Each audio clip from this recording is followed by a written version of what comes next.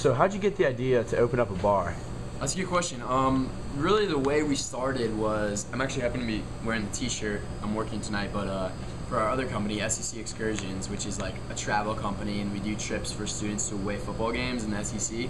Like Georgia, Florida is one of our big games, and we got like 1,000 people last year and the year before, and we do like catered tailgate, hotel, buses, stuff like that. And that's really fun. So we kind of already had the party, host, fun time, like dealing with all the liabilities that college students and drunk people bring with them. But we knew how to handle that, and really there's a property on Broad, which was at the time Broad Street. It was called Between Broad Street Bar and Grill, and it's like the whole theme was, you know, between the hedges. And it was just a really great property, became available, and that's when my business partner Juan kind of, I guess, was the one that put the idea out first. And it was a really long process from that. I'd say about 6 months in terms of just planning meetings, researching, talking to, you know, everyone we could, real estate, legal, you know, lawyers that dealt with bars and other liquor businesses, other bar owners that I knew from being social chair and booking stuff. Pretty much just a really long process, but the idea came from just seeing that property and thinking, wow, this could be a really cool spot. Do you think being a student in Athens helped you open a bar in Athens?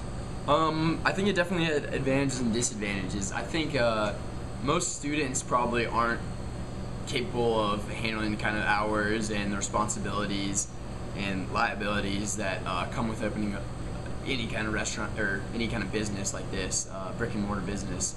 So I think having a full class load and stuff was a disadvantage, which we didn't really start work on the bar until summer after my senior year, so I was just taking one last class.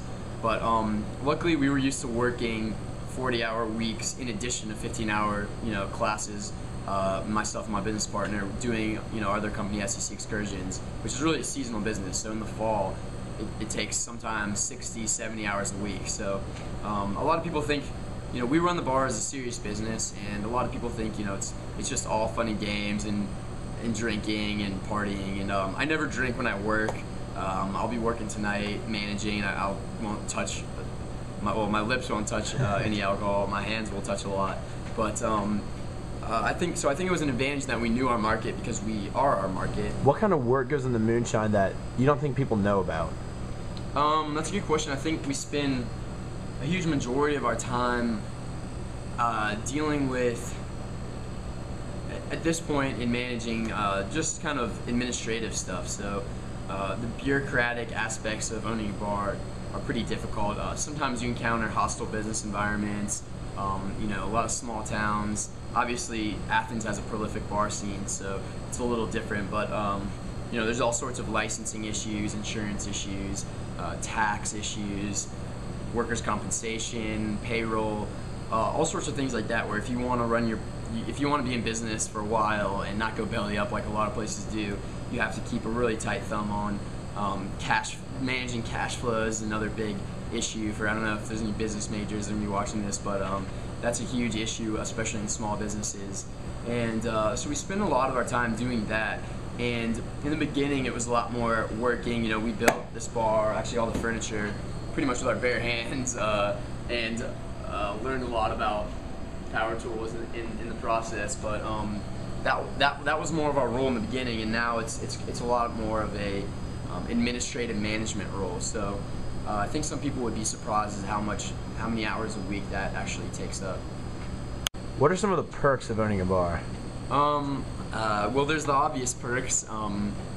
It's like, you know, Scarface says you don't want to dip in your own supply too much, but that's one of the obvious perks. I've actually learned a lot of bartending tricks and how to do different fun things, and if you know how to bartend, you can really make a living anywhere.